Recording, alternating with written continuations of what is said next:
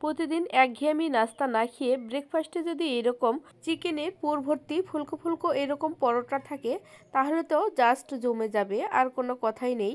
Hello everyone, আসসালামু আলাইকুম। Welcome back to my channel ঘরোয়া রন্ধনশালা।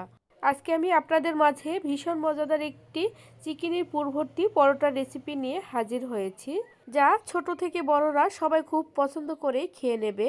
এই পরোটাটি বাচ্চাদের টিফিনেও অনায়াসে দেওয়া যেতে পারে, বাচ্চারা খুব পছন্দ করে খেয়ে নেবে। চলুন তাহলে আমি পরোটাটি কিভাবে তৈরি করে নিলাম তা দেখিয়ে আসি।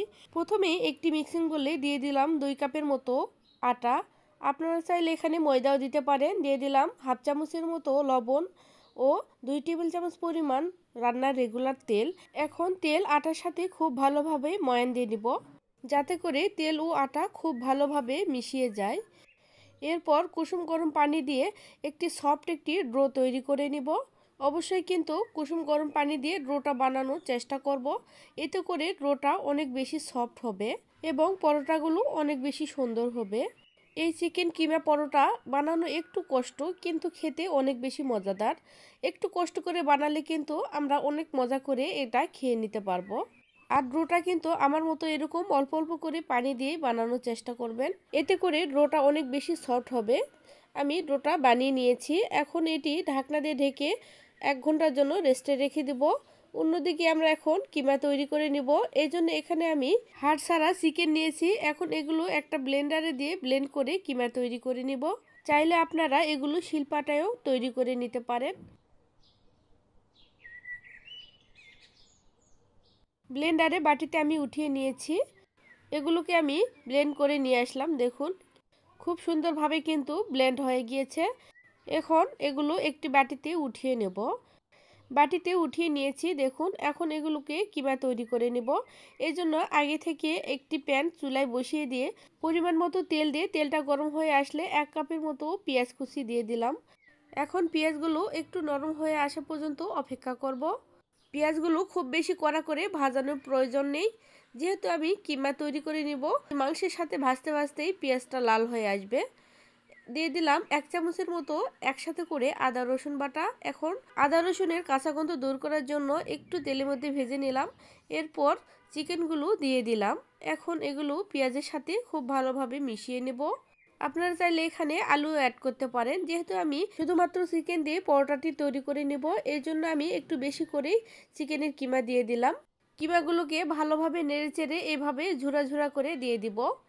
এরপর এর মধ্যে গুঁড়া মশলা অ্যাড করে দিব 1/4 চা চামচ করে। এখানে আমি শুকনো মরিচের গুঁড়া, হলুদ গুঁড়া, ধনিয়া গুঁড়া ও জিরার গুঁড়া ও স্বাদমতো লবণ দিয়ে দিয়েছি। এখন এগুলো এর মধ্যে দিয়ে দিলাম। এখন চিকেনের সাথে মশলাগুলো খুব ভালোভাবে মিশিয়ে নিব।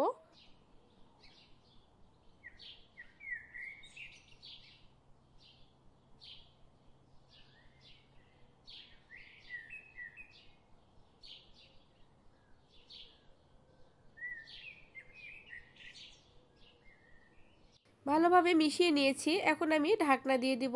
পানি দেওয়ার কোনো প্রয়োজন নেই। প্রায় 5 থেকে 7 মিনিট পর ঢাকনাটি খুলে দিলাম। এখন আবারও ভালোভাবে নেড়েচেড়ে চিকেনের পুরগুলো এভাবে ভেজে নেব। ঢাকনা দেওয়ার কারণে কিন্তু চিকেনগুলো খুব তাড়াতাড়ি সেদ্ধ হয়ে গিয়েছে। আর এই চিকেনের কিমাগুলো সেদ্ধ হতে কিন্তু খুব বেশি সময় লাগে না। এখন এর মধ্যে অ্যাড করে দিব কাঁচামরিচ কুচি। যে যেমনটা ঝাল খেতে পছন্দ করেন সেই অনুযায়ী দিয়ে দিবেন। এখন আবারও 2 থেকে 3 মিনিট ভেজে নিলেই কিন্তু তৈরি হয়ে যাবে আমার কিমাটি। রান্নাটি প্রায় কিন্তু শেষের দিকে। দেখুন আমার কিমা তৈরি হয়ে গিয়েছে। এখন ঠান্ডা করে নিব এগুলোকে। কিমাগুলোকে ঠান্ডা করতে দিয়ে এদিকে আমি আগে থেকে মেখে রাখা ডোটাকে এখন আবারও একটু ভালোভাবে মথে নেব। দেখুন কতটা পরিমাণ সফট হয়েছে। গরম পানি দেওয়ার কারণে কিন্তু অনেকটা পরিমাণ ডোটা সফট হয়েছে। দেখুন হাত দিয়ে দেখলেই কিন্তু বোঝা যাচ্ছে অনেকটা পরিমাণ সফট হয়েছে। এখন এখান থেকে লেচি কেটে নিব। এখানে আমার 2 কাপ আটা থেকে 3টা লেচি হয়েছে। যেহেতু এই পরোটাটি একটু মোটা হয়, এই জন্য একটু বেশি করেই নিতে হবে। এখন এখান থেকে একটা লেচি নিয়ে এখন পরোটা বানিয়ে নেব। প্রথমে একটা ছোট করে রুটি বেলে নিতে হবে। কিমা পরোটা কিন্তু রেগুলার পরোটার থেকে একটু মোটা হয়, এই জন্য একটু ডোটা বেশি করে নিতে হবে। প্রথমে রুটিটা ছোট করে বানিয়ে নেব।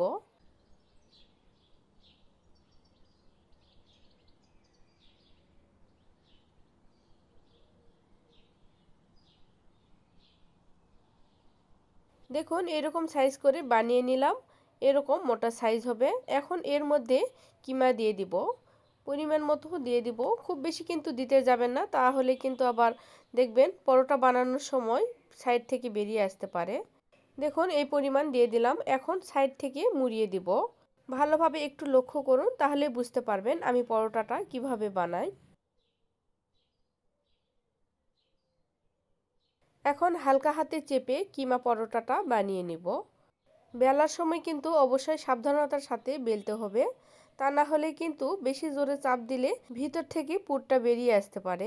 এই জন্য খুবই হালকা প্রেস করে পরোটাটা বানিয়ে নিতে হবে। এ পর্যায়ে আপনারা চাইলে পরোটাটি ডিপ ফ্রিজে সংরক্ষণ করে রাখতে পারেন। ডিপ ফ্রিজে প্রায় 1 মাসের মতো সংরক্ষণ করা যাবে। আমি আপনাদেরকে আজকে পরোটাটি ভেজে দেখাবো। দেখুন আমি বানিয়ে নিয়েছি। পরোটাগুলো কিন্তু খুব বেশি বড় সাইজের হবে না। এখন এটিকে ভেজে নেব। এই জন্য চুলায় আগে থেকে একটি প্যান বসিয়ে দিয়ে প্যানটা গরম করে নিয়েছিলাম। এখন এক পাশ ভেজে নিয়ে আরেক পাশ উল্টে দিলাম। প্রথমে তেল দেওয়া যাবে না, প্রথমে 2টি পাশ সেঁকে নিয়ে এখন এর উপর কিছুটা পরিমাণ তেল দিয়ে দিলাম। খুব বেশি কিন্তু এই পরোটায় তেল লাগে না, হালকা করে তেল দিয়ে এই পরোটাগুলো ভেজে নিতে হবে। আর চুলার হিট কিন্তু অবশ্যই মিডিয়ামের থেকে লো হিটে রেখে পরোটাগুলো ভেজে নেওয়ার চেষ্টা করতে হবে, তা না হলে কিন্তু হাই হিটে রাখলে পরোটাগুলো খুব ভালোভাবে ফুলবে না। দেখুন পরোটাটি কিন্তু আমার ফুলতে শুরু করেছে। এরকম পারফেক্টভাবে কিমা পরোটা তৈরি করতে চাইলে কিন্তু আমার এই ভিডিও দেখে অবশ্যই বানানোর চেষ্টা করবেন। ইনশাল্লাহ পারফেক্টভাবে আপনারাও তৈরি করতে পারবেন। আশা করছি আজকের এই চিকেন কিমা পরোটার রেসিপিটি আপনাদের মাঝে খুব সুন্দরভাবে উপস্থাপন করতে পেরেছি। দেখুন আমার পরোটাটি কিন্তু তৈরি হয়ে গিয়েছে। আমি সেম প্রসেসেই সবগুলো পরোটা তৈরি করে নিব। সবগুলো দেখানো তো আর সম্ভব না, ভিডিওটা অনেক বেশি বড় হয়ে যাবে। দেখুন পরোটার কালারটাও মাশাআল্লাহ অনেক সুন্দর হয়েছে এবং অনেক সুন্দরভাবে ফুলছে। একটা পরোটা আমার ভাজা হয়ে গিয়েছে। সেম প্রসেসেই আমি সবগুলো পরোটা বানিয়ে নিয়েছি। আশা করছি আজকের রেসিপিটি আপনাদের অনেক ভালো লেগেছে। এরকম নিত্য নতুন রেসিপি পেতে চাইলে অবশ্যই কিন্তু আমার চ্যানেলের পাশে থাকতে হবে। এই জন্য অবশ্যই চ্যানেলটিকে সাবস্ক্রাইব করে দিবেন এবং পাশে থাকা বেল আইকনটি প্রেস করে দিবেন। এতে করে নিত্য নতুন রেসিপি পৌঁছে যাবে আপনাদের কাছে। আর যারা ফেসবুক পেজ থেকে দেখছেন অবশ্যই পেজটিকে ফলো দিয়ে রাখবেন। একটা পরোটা ভেঙে আপনাদেরকে দেখিয়ে দিচ্ছি। দেখুন পরোটার ভিতরটা কতটা সুন্দর ফুলকো হয়েছে। পরোটাগুলো গরম থাকা অবস্থায় যে কোনোভাবে আপনারা পরিবেশন করে নিতে পারেন। আজ তাহলে আমি এখান থেকে বিদায় নিয়ে নিচ্ছি। আল্লাহ হাফেজ, আসসালামু আলাইকুম।